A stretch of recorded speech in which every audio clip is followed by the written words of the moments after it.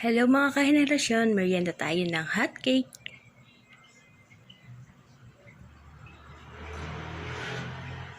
Kain. Masaya na naman ang batang makulit. Hot cake na star ang design. At dito sa baba ay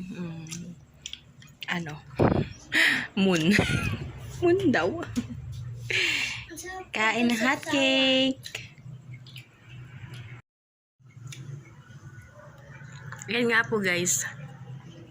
Sinasawsaw niya sa Milo. Napasobrahan kasi yung tubig sa Milo. Ayan, pero napagtyagaan niya. Masarap din naman. Expectation versus reality. Ano ba yan? Dapat syrup eh. Chocolate syrup eh. Ay, nyari. Tinimplahang Milo.